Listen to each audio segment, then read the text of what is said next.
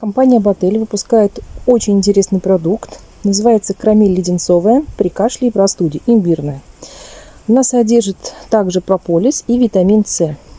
Ее можно употреблять и взрослым, и детям. Она без сахара. Очень эффективна при кашле, первых симптомах простуды и помогает быстрее справиться с вирусами и болезнями.